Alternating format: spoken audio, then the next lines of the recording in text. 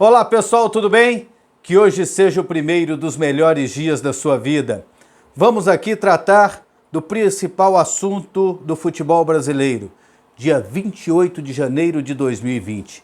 Dia que até então, nesse dia, a maior negociação da história do futebol brasileiro. O Flamengo adquiriu junto à Inter de Milão 90% dos direitos federativos do jogador Gabriel Barbosa, o Gabigol. 17 milhões de euros, cerca de 76 milhões de reais.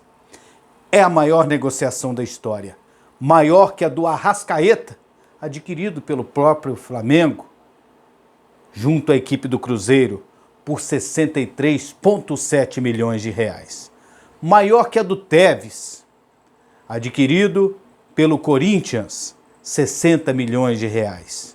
Que a do Gerson, 49,7 também do Flamengo. Que a do Vitinho, 44 milhões de reais. Notaram nessa lista, nesse top 5 que eu coloquei, das maiores negociações da história do futebol brasileiro? Tem 4 do Flamengo. Só tem o Tevez de intruso aqui, da década passada, que atuou na equipe do Corinthians. E esses 4 estão em atividade. Eles estarão no mesmo time em 2020, jogando na mesma equipe. Então tá aí. E junto com outros grandes jogadores como Bruno Henrique, como o Michael, como o Diego Alves, como o Rodrigo Caio, como o Pablo Mari, como o Gustavo Henrique. É impressionante o tanto que o Flamengo subiu de patamar. O patamar financeiro do Flamengo chega a ser uma covardia perante os demais.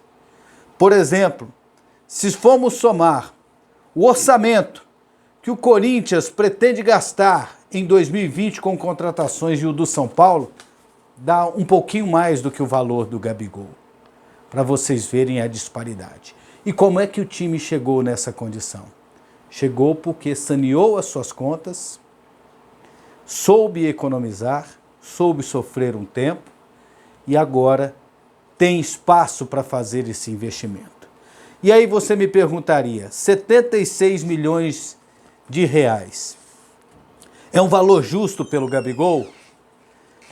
É um valor que a gente pode considerar muito alto, que talvez não fosse adquirido por outro time do futebol brasileiro se tivesse essa condição. Se outro time tivesse esse dinheiro, não gastaria. Ele foi gasto pelo Flamengo porque no Flamengo ele já tem entrosamento, ele está no ambiente, ele foi artilheiro do ano passado. Então, para isso, compensa para o Flamengo. Porque o Flamengo ele tem uma perspectiva de sequência do Gabigol com esse investimento. Outro time europeu poderia ter contratado? Eles tentaram. A Inter tentou, o empresário tentou e até o Gabigol tentou. Só que não surgiu nenhum time de ponta disposto a pagar a quantia que o Flamengo pagou. Ah, por que não surgiu? Porque o Gabigol não teve uma boa passagem no futebol europeu. E, consequentemente, os clubes eles ficam com o pé atrás.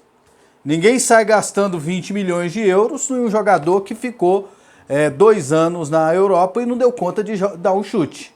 Então, dessa forma, ficou mais fácil, entre aspas, para o Flamengo fazer essa negociação.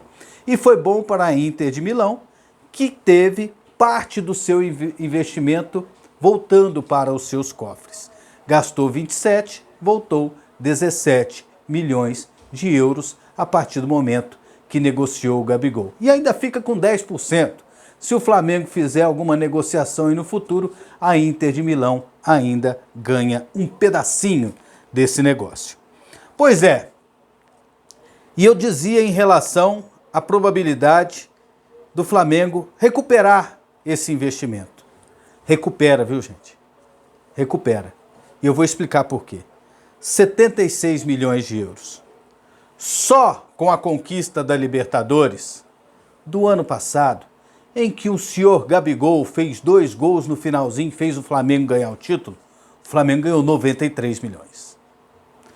Com a classificação para o Mundial, e depois sendo vice-campeão, ganhou mais 16 milhões. Já passou aqui dos 100, né? Fora os gols que ele fez durante o Campeonato Brasileiro e que foram importantes para a conquista do título, em que o Flamengo ganhou 33. Isso sem contar patrocínio, sem contar bilheteria, sem contar pay-per-view, sócio-torcedor e outros investimentos. O orçamento do Flamengo, gente, para 2020 é de quase 800 milhões de reais. Hoje está em torno de 726 milhões. E com as conquistas que podem vir, esse orçamento aumenta ainda mais. Pode vender jogadores, pode receber um patrocínio maior do que está recebendo agora. Então essa conta só tem a aumentar. Então o Flamengo foi gigante nessa negociação. A gente sabe que o jogador não tinha mais espaço na Europa, mas o Flamengo poderia ser omisso, poderia pensar, não, já contratei o Pedro, não vou precisar do Gabigol, mas o Flamengo está pensando grande. Está pensando no seu torcedor e ele está vendo que o marketing paga sim os grandes reforços. E com certeza o Flamengo vai receber de volta, mesmo que demore um pouquinho, 2, 3 anos, em patrocínios, em publicidade, em conquistas, o valor que está gastando agora.